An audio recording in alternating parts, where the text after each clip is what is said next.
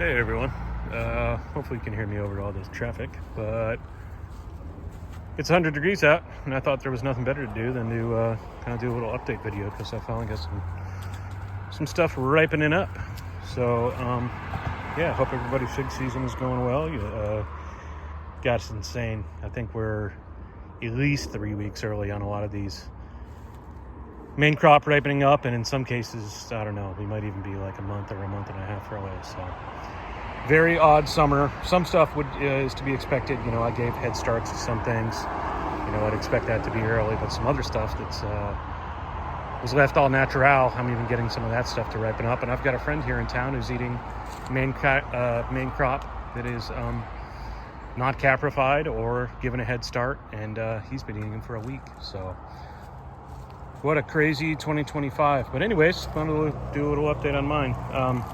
No Dr. Gawadi yet. This is what is this, like about a year old now, so nothing on it yet. Just gotta set a couple of main. But I do have a Texas strawberry ripening up, and that little white dot at the base is just to denote that I hand pollinated this with the pollen from the persistent male caprification.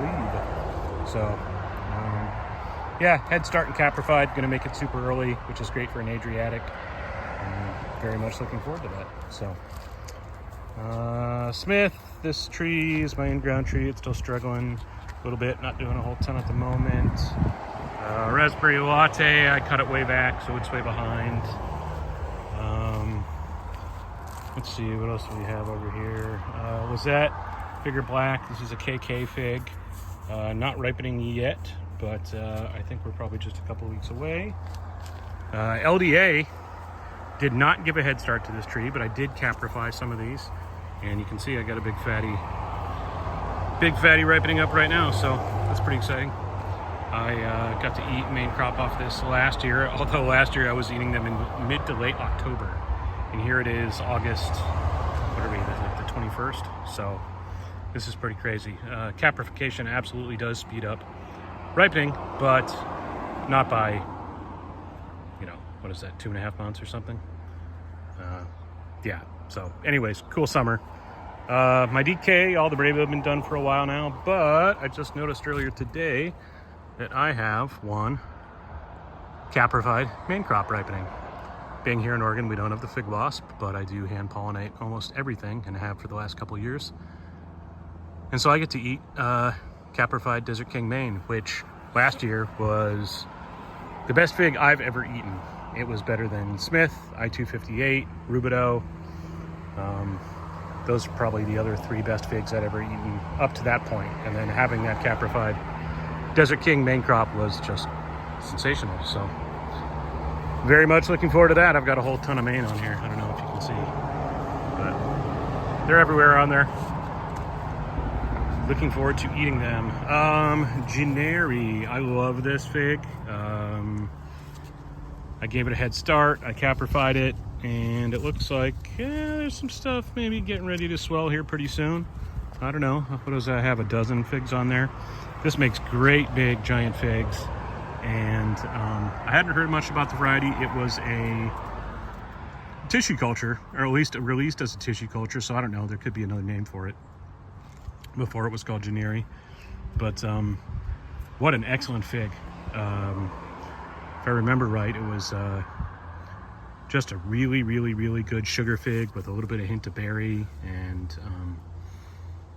yeah, delicious and juicy too. I remember a lot of juice with this one, so looking forward to that. This tree right here is I'm calling this Mount Etna Unknown number 2, because back over there I have Mount Etna Unknown number 1 already.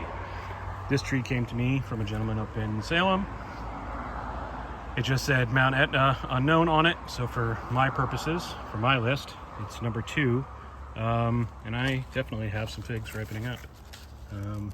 This one right here, actually, you know what? That one right there wasn't caprified, and it's the first to ripen. How funny is that? I'm not so sure, based on the size of this, that this is a Mount Etna. The color is right, and the ostiole is pretty correct for a Mount Etna. So I guess we'll just see. The interior on Mount Etnas is pretty pretty unmistakable if you've eaten watermelon of this before. So we got another ripening up under there. So yeah, excited. I actually, this tree was in a Y shape. So this spring, and that's the funny thing, I actually chopped it in half, gave half to my buddy, the figologist. When he came down, I gave him half the tree. So curious to see what it is. White Madeira #1. This came from the amazing Antonio Huante up in, where is he? Is he Oregon City? I think you're in Oregon City. Anyways, White Madeira #1. I caprified a bunch of these, but it was bare root when I got it, so it was pretty far behind. But it's grown back excellently. And excellently? Is that a word? God, you guys, I'm sorry. I've had a migraine today, and words don't sound right coming out of my mouth. Anyways, here is DTE, de Tre Esplay, and nothing going in on it yet. My crows, I had to cut it all the way back to the base because I had some issues with it last year, so it's not ready yet. Let's go take a look at some other stuff.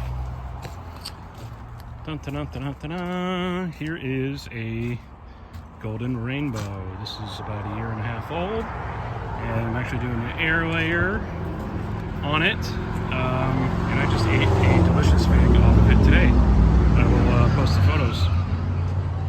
But yeah, this was one I gave a head start to, and it's ripening them up, and I just love this fig. I kind of said it in the Facebook post that I made, but a lot of folks scoff at these honey figs. This is considered a honey fig, I would guess. I like honey figs, and this one in particular, Robert's Golden Rainbow, is just absolutely delicious to my mouth, and my family loves it. It's so refreshing. That's the thing about this one.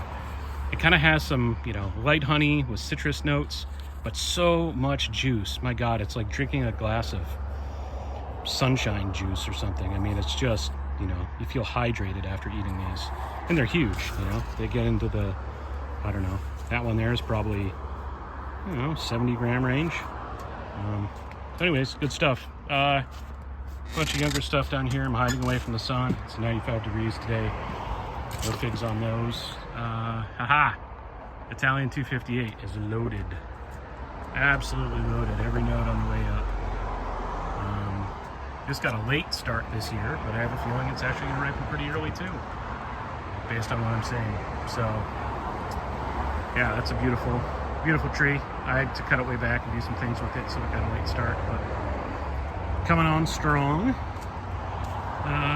This guy down here, this is just a second year RDB, and it has not ripened anything for me yet. It had to spend a lot of its energy growing this spring, so I think it was a little late setting its figs.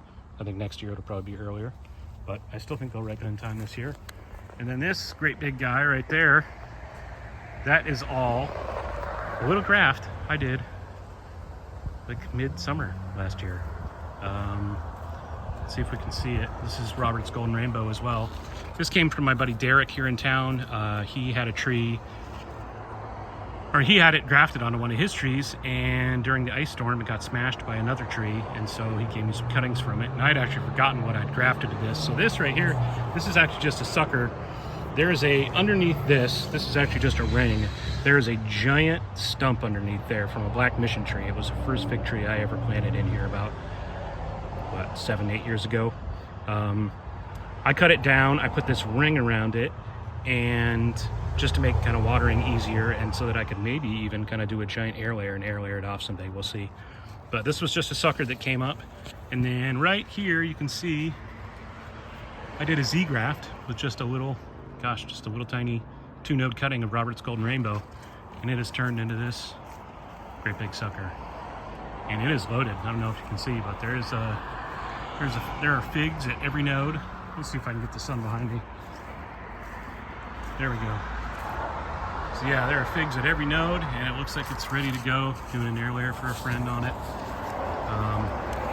So yeah, really excited for this.